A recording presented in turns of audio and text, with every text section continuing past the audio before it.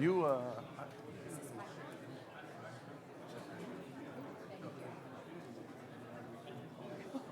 It's all fun. Thank you so much. I just announced it. You did? Yeah. And who am I calling up first? I'll do it. Okay. I'll just take it. You want me to? If you want to call me? All right, we start moving back to the seats, please. We're going to get back on schedule here. Thank you.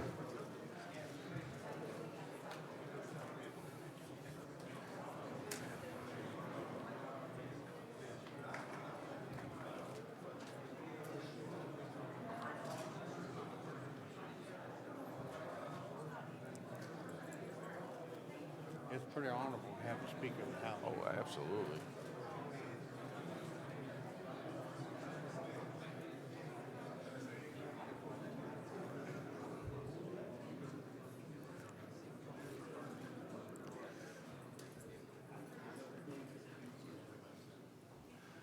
All right, we're going to go ahead and recommence with the conference. I'm going to turn it over to John Jones. Good afternoon, everyone, and thank you for coming back to this special part of our program. And we're honored to have, first off, Mr. Speaker, Todd Gilbert. And we're going to ask Todd to come up and all of Todd's sheriffs in his district for this presentation, along with Sheriff Fred Clark. You can come, make your way on up here, guys. You want me up here? Yeah, come on up a little bit closer.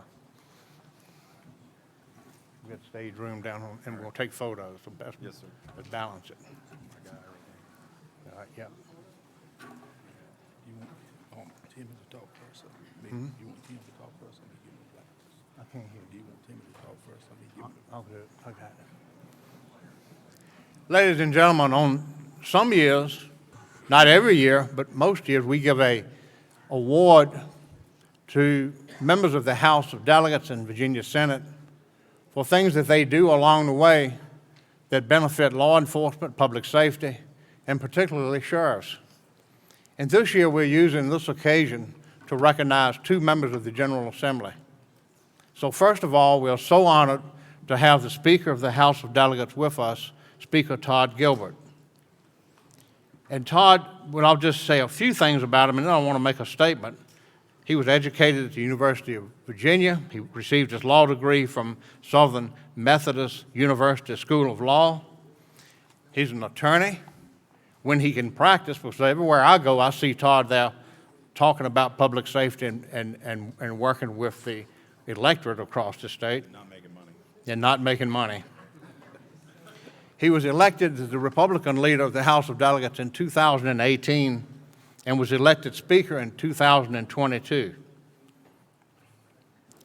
Now, Speaker Gilbert has been unwavering, has been an unwavering friend to law enforcement for his entire career. But at no time has his support been more valuable than the last 2 years. When protesters were in the streets demanding that the General Assembly defund police and law enforcement, Todd Gilbert was leading the fight against that effort. As Speaker of the House, he's been instrumental in efforts to reverse the policies that have made our deputies' jobs more difficult and more dangerous. We thank him for his work, and we are pleased to present him with this award honoring what he has done to help our sheriffs and deputies that wear the badge.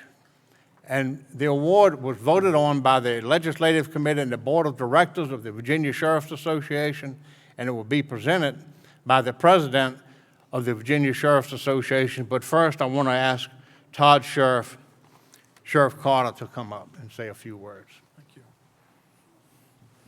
Thank you, John. I just have a few things to say about Todd. Todd is, again, he's known as Speaker Gilbert and Delegate Gilbert. He began his career as a prosecutor in Lynchburg, moved to Shenandoah County in the late 90s as an assistant Commonwealth's attorney. He has always been a champion for victims' rights. He has always been a champion for law-abiding citizens and their right to bear arms, and he has always been a strong supporter of law enforcement. He served on the Virginia Crime Commission. served as chairman of the Courts of Justice Criminal Subcommittee in the House, and served on the Virginia Criminal Sentencing Commission. Todd he was first elected in 2006, or 2005, began his term in 2006. He represents Shenandoah County, Page County, parts of Rockingham County, and at some points parts of Warren County during his career. He was elected as the 57th Speaker of the House, the Virginia House of Delegates in 2022, as John mentioned. I'd like to say one last thing. Todd has availed himself of the training that we've had in the Shenandoah County Sheriff's Office, and my advice to my fellow sheriffs is have a great relationship with your delegate, and Todd and I have had a very strong relationship since I've known him, which has basically been, gosh, Todd, since you were in college. So it's been a long time. But we have a very strong relationship, and with that, I'm very honored to be here today, and it's a privilege to be part of this and to see him receive this award. So I want to thank the Virginia Sheriff's Association, thank my fellow sheriffs, and thank you, Todd, for everything you've done for me, as well as the Shenandoah County Sheriff's Office and the citizens of our county and the citizens of the Commonwealth. Thank you very much.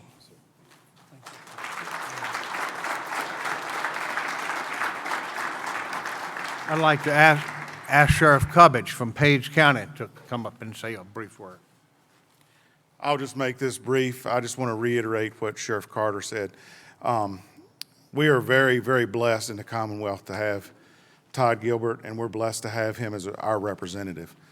Todd has always made himself accessible to us, and he's always been an advocate for those behind the blue line. So I'm very proud of you, very proud of you, and thank you for all that you do. God bless you.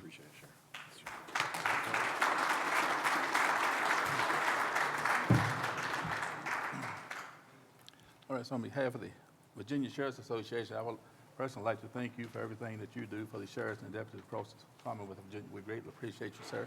We have a plaque we'd like to present to you. It says, presented to Speaker of the House C. Todd Gilbert in recognition of outstanding legislation service for the improvement of law enforcement and criminal justice in Virginia. Virginia Sheriff's Association 2023.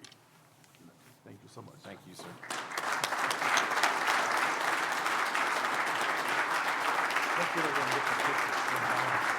Thank you, sir. Let's do a photo op. Let's do a photo op.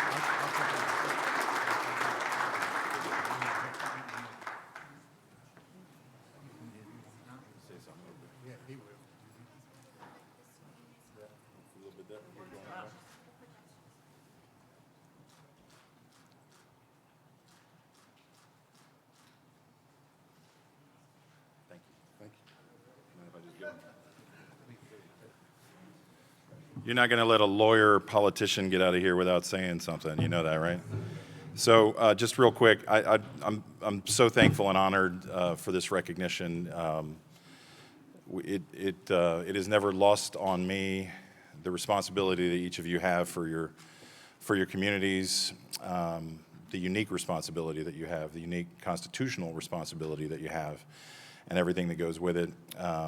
We certainly stand with you for the protection of our communities.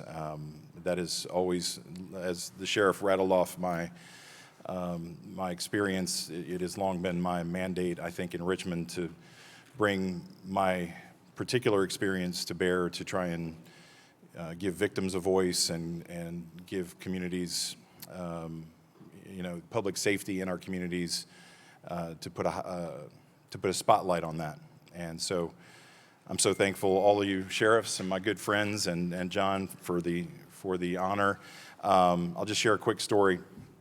So I have a personal stake in this too. My dad, 3 sheriffs ago, however many sheriffs ago, back in Shenandoah County, Marshall Robinson was the sheriff, I think, Sheriff Carter, for any of the old timers that maybe remember that, go that far back. But my dad was in the chicken business, but he always had an itch to be in law enforcement. Apparently, my dad grew up in Texas, and he and his buddy were going to take the Texas Highway Patrol test.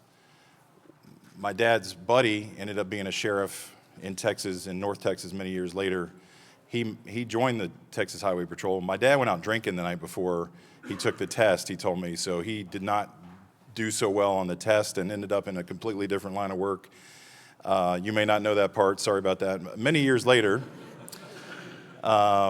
he just got the itch and went and talked to the sheriff, and they were putting together an auxiliary deputy program. And so my dad joined the auxiliary deputy program, and I think did that for 25 or 30 years as a volunteer, many thousands of hours directing traffic and going out on searches and doing prisoner transports, all as a volunteer. They couldn't give him a raise, so they made him a sergeant eventually, so that's not nothing. He could have been a captain at that rate by the time he was, I don't think they do volunteer captains, but sergeant, he topped out at sergeant. But anyway, so as the sheriff mentioned, I got the opportunity, maybe to impress my dad, I don't know, but had the opportunity to join up in the auxiliary. I still have this for what it's worth. Hopefully it's worth a little bit. And the clerk, the sheriff may not know this, the court clerk every 4 years calls me and asks me if I'm going to come get sworn again. And of course I do, and I don't even know if he knows it. Like, I've got a number and everything. Do y'all know that I'm on the list? We know. Don't? All right, I don't know if you know. But, so we don't talk about it. We don't talk about it. But I wasn't sure he even knew, because the clerk is the one that calls me. But every year I'm like, yeah, I'll sneak in there and re-up again. But again, having that experience and being able to have that part of my family have that such a deep experience with our local sheriff's department has been a big part of my life.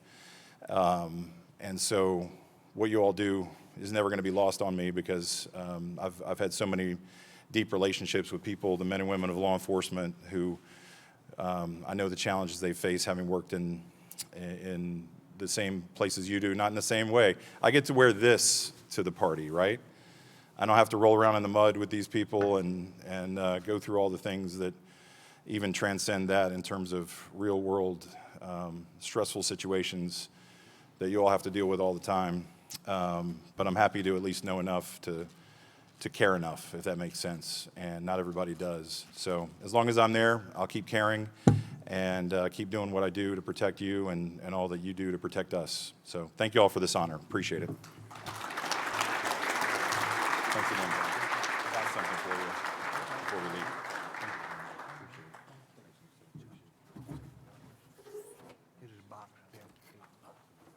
Is that the sheriff from the, you ain't gonna get a picture with him? Yeah, you want to do that? Yeah, I mean, he Want to do it now? I mean, Want to get a photo? Want another photo? If you would just be at ease a second, we'll get a photo. With you or me?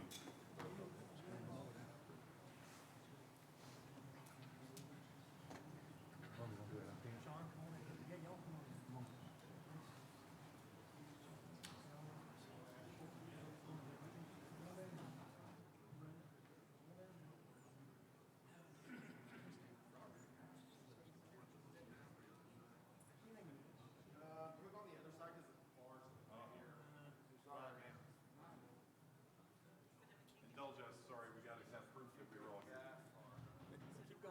Keep going, a little photo. Keep going. Gotta go a little photo. All right, here we go.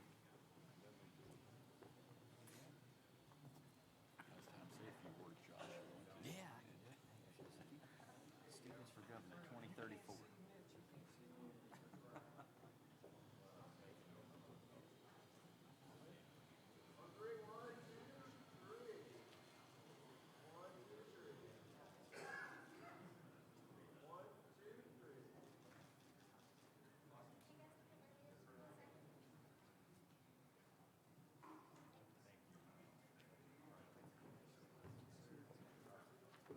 Thank you.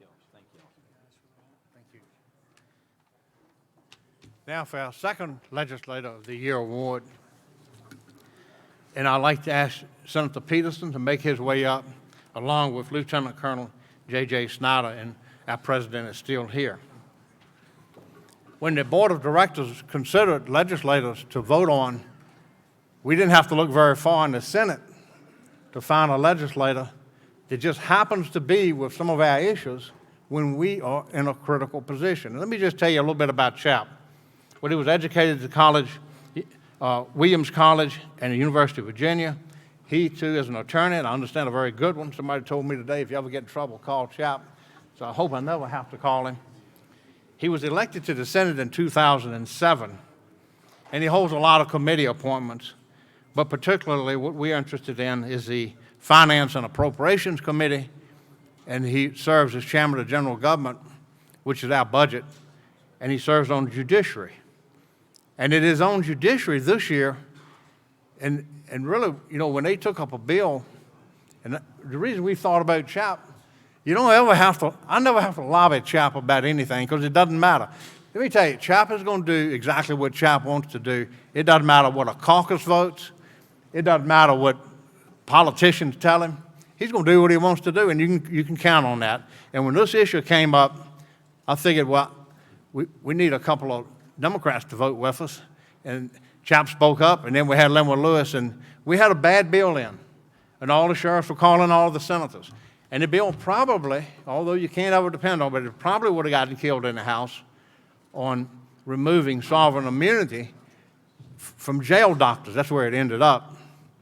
And we're listening to the debate, and we're afraid of this bill because we knew what we would have to do with qualified immunity before, and this is a little bit similar. And when I heard Chap say, this is a pretty important issue, we need to take our time and look at this, I'm thinking, we got a chance to kill this in the Senate.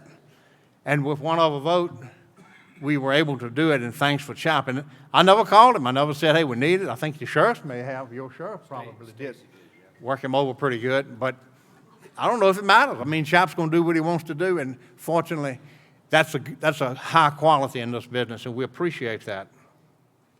So Sheriff Stacy Kincaid was very supportive of us presenting this award to her senator. She had a death in her family very recently and couldn't be here, so we have Lieutenant Colonel J.J. Snyder, and I'd like to ask Lieutenant Colonel to say a word or two. Good afternoon, everyone. On behalf of Sheriff Kincaid and the men and women of the Fairfax County Sheriff's Office, it's my pleasure to be here today. Senator Chap Peterson is a great friend of the association. He is known as the People's Senator, and he is always there for us, regardless what the issue is.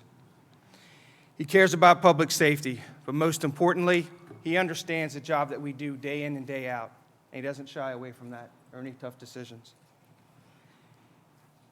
He has been there on many occasions as we rely on his support for good things that come out of Richmond, as well as the bad things that come out of Richmond.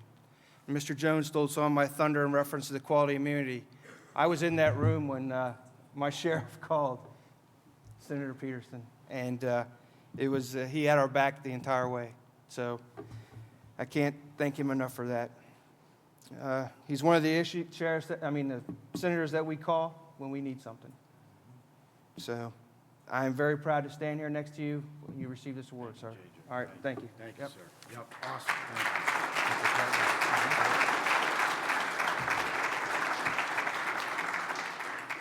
So on behalf of the Virginia Sheriff's Association, we appreciate everything that you do for the sheriffs and deputies across the Commonwealth. And we'd like to present you with this plaque that says, presented to Senator Chap Peterson for in recognition of outstanding legislative service for the improvement of law enforcement and criminal justice in Virginia. Virginia Sheriff's Association 2023. Thank you. Wonderful. Thank you so much. Thank you.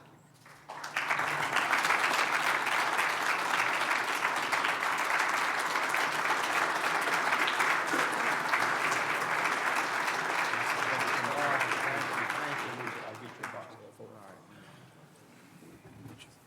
Good job. Awesome. All right. Thank you. All right. You want to say it? Yeah, please do. Okay. We'd appreciate that. Well, first of all, thank you. It's very humbling and awesome to be here. And I have to say there's 3 women in my life that I respond to as soon as they call. One is my mother. 2 is my wife, Sharon, who's right here. And the 3rd is the sheriff of Fairfax County. Pretty much, if she calls, I'm there. And I'm sorry she couldn't be here today. I know her father passed a few days ago, and she was very close to her father, and we've talked about that, and I know it's a really tough event in your life. Even when you expect it, you never really expect it. And so she can't be here, but I will say recruiting Stacy Kincaid to run for sheriff, and I didn't recruit her, she came to me, but I was proud to be the first Fairfax County representative to endorse her. Was probably second best decision. Asking Sharon to marry me was the first best decision, but it was a great decision, and she's done a wonderful, wonderful job, and she's got a great team, and thank you, JJ, for being here. I know it's tough, having to come down to the homestead and spend the night and, have to go to the bar and have drinks. It's sort of hardship duty, but I appreciate you all doing it. I want to make a chance to make a few points. In case you've been sleeping under a rock, I'm in a primary up in Northern Virginia, and I've got people coming after me, and that's fine. That's how democracy works. And I'm in a new district. I got to go out and meet people, and I've got to earn it. But I wanted to tell you a little bit about why I endorse you, and hopefully you all will endorse me. First of all, let me talk about constitutional officers. Most voters in Virginia don't know what a constitutional officer is per se, but they know that people at the local level make the government work. And constitutional officers are the backbone of local government in Virginia. Between the sheriff, the Commonwealth's attorney, the clerk, the treasurer, the commissioner of the revenue, they're the folks that assess property, collect taxes, enforce the laws, and basically make sure that everyone is treated fairly. Everyone is treated equally when they come before that local official. And that's critical, and that leads to the second point, which that sheriffs are the face of law enforcement. Now, listen, I've got a lot of friends that are in the uniformed police and campus police, George Mason University is near my district.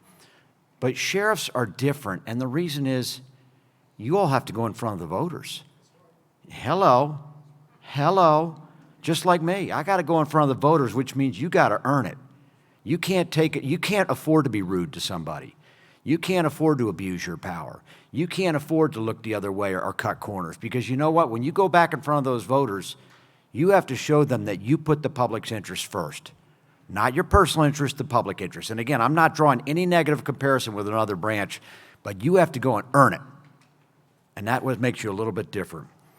And then let me make the final point, and this is going to sound like an obvious point, but maybe it's not obvious, in that I look around America now, and things sometimes get turned upside down. And by the way, there's a lot of things, and Todd and I are going to disagree. I'm a Democrat.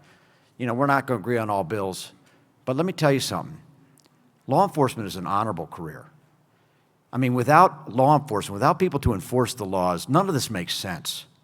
Democracy doesn't make sense. Our free enterprise system doesn't make sense. Our system of education doesn't make sense. We have to have people that have the courage to step up and enforce the laws. And by the way, yeah, I do criminal defense sometimes. And you get on the witness stand, I'm going to cross-examine the hell out of you, okay? So you better prepare.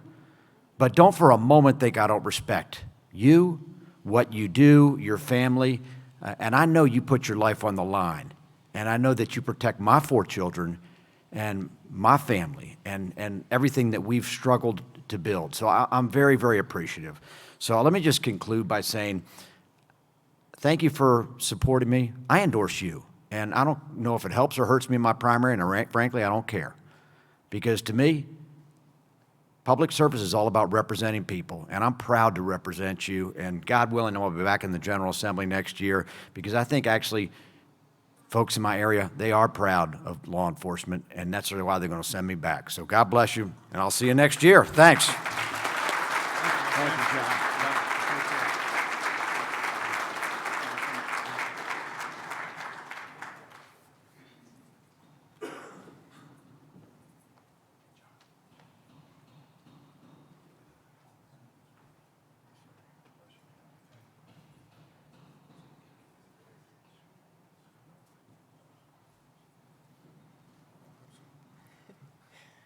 I told Carl I would announce myself. Elizabeth Hobbs, staff attorney. I have what is essentially a public service announcement about the Virginia Law Enforcement Memorial Fund. It is a Virginia Sheriff's Institute fund. The law was created in 2004 to generate a license plate for the Virginia Sheriff's Institute. And it has the sole purpose to honor and memorialize law enforcement in Virginia who have been killed in the line of duty.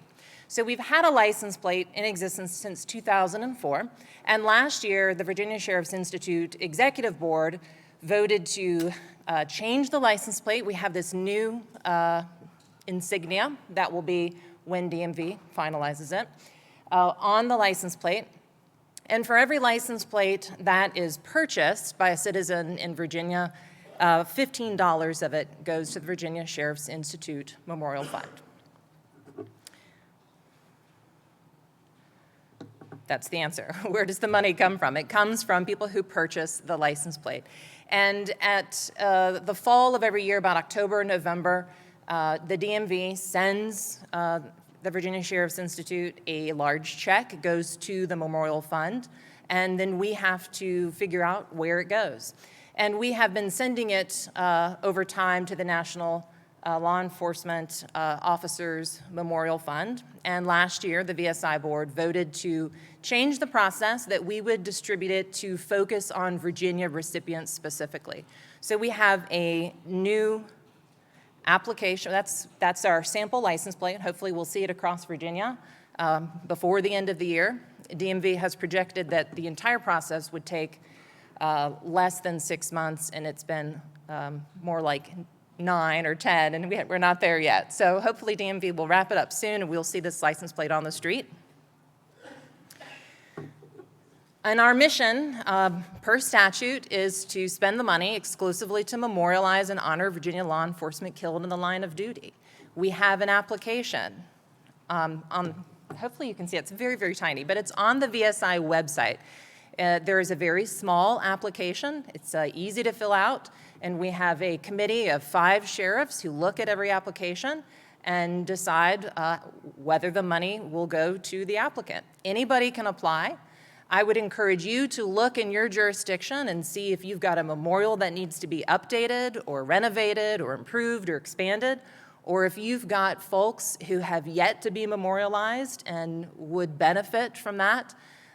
We've got approximately $65,000 that come every year. So it's not just one time, but every year. So we have got money and we want to spend it for this purpose.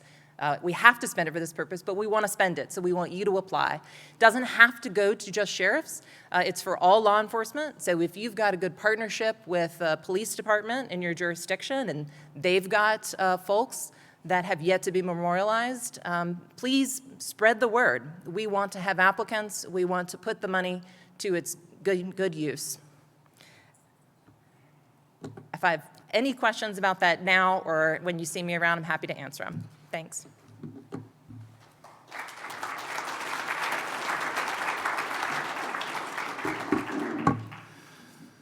I will tell you that that is a great fund. We were able to use it in Chesterfield County to erect our first memorial last year. We unveiled it, and in big part because of the funds we were able to get from this. So that's a change from supporting the national with all of the money in the past to now going to localities. As Elizabeth said, if you are looking to build one, fix one, repair one, refurbish one, unfortunately add names to one, those are things that this fund can help with. And the plate went through various iterations before we came up with it. I think it's a really good looking plate, Elizabeth. I think it's going to look good when it gets out there on those cars and they see the badge predominantly featured on that, the 5-star badge. So at this point, we're going to shift into our VSI meeting. This is for all members of the VSI. If you're not a member of the VSI, we're going to ask that you leave the room, but I think everybody in here is VSI membership. If those who are not card-carrying members could excuse themselves, we appreciate it. This is our annual general membership meeting, breaking away from the conference at this point.